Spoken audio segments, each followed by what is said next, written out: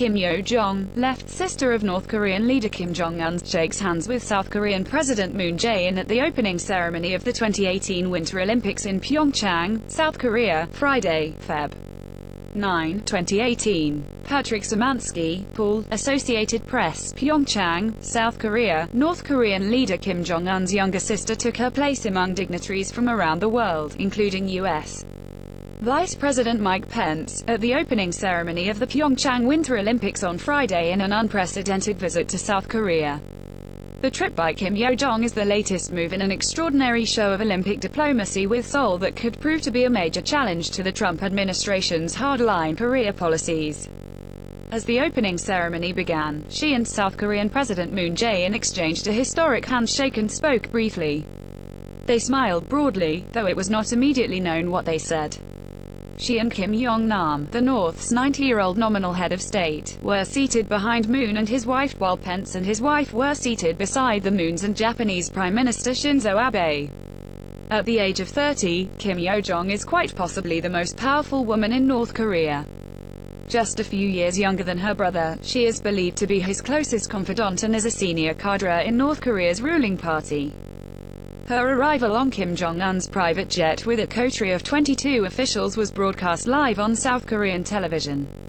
Looking confident and relaxed, she had a brief meeting at the airport with South Korean officials, including Unification Minister Cho Myung-jian, before being whisked away in a black limousine and catching the high-speed train to the mountains of Pyeongchang. As a sign of her status, the elder Kim Yong Nam offered her the seat of honor at the airport meeting, but she politely declined. The trip comes amid a flurry of activity following Kim Jong Un's surprise proposal on New Year's Day to send a delegation of athletes, officials, entertainers and cheering groups to the Olympics. His decision to dispatch his sister to the Games is all the more significant since Kim Jong Un himself hasn't set foot outside North Korea or met a single head of state since he assumed power upon the death of their father, Kim Jong-il, in late 2011. His single-minded pursuit of a nuclear arsenal to counter what he sees as the threat of invasion by the United States has ratcheted up tensions not only with his rivals but also with primary trading partner China and with Russia, once a key benefactor. The North's Olympic détente is a striking shift in tactics. This is the first time a member of the Kim dynasty has traveled to South Korea, though their grandfather, Kim Il-sung, went to areas occupied by his troops south of what is now the demilitarized zone during the 1950–53 Korean War.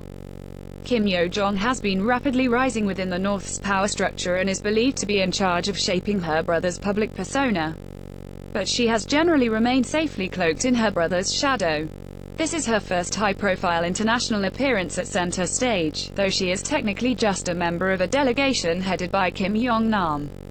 Just before the opening ceremony, Kim Yong Nam attended a dinner for visiting foreign dignitaries hosted by Moon. Pence was also at the dinner and reportedly refused to shake the elderly North Korean's hand.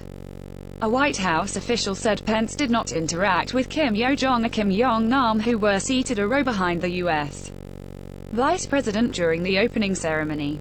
UN Secretary-General Antonio Guterres, who sat near Kim Yong Nam at the dinner, had a brief exchange with him and reiterated his expectation and hope that all parties will use dialogue to achieve the denuclearization of the Korean peninsula. UN Deputy Spokesman Farhan Haq said.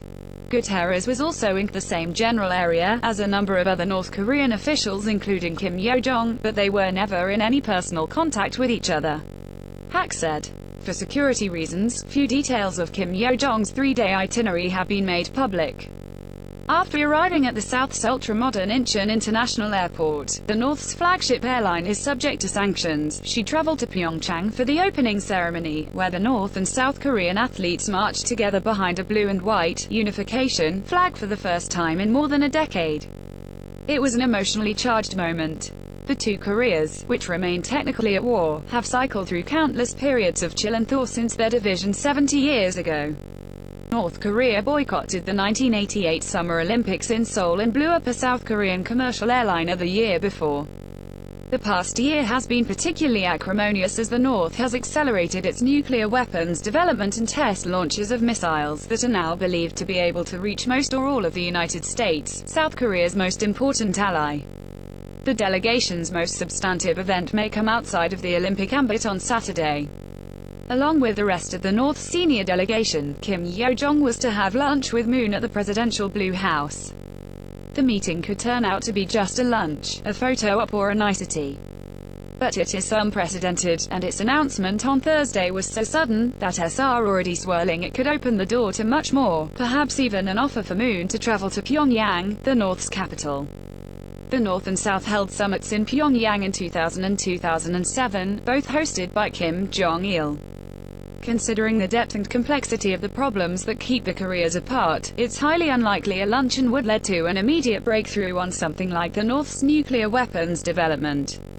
Pence, who is using his visit to South Korea to underscore the Trump administration's policy of maximum pressure on the North, has publicly and repeatedly warned Seoul not to let down its guard to a North Korean charm offensive.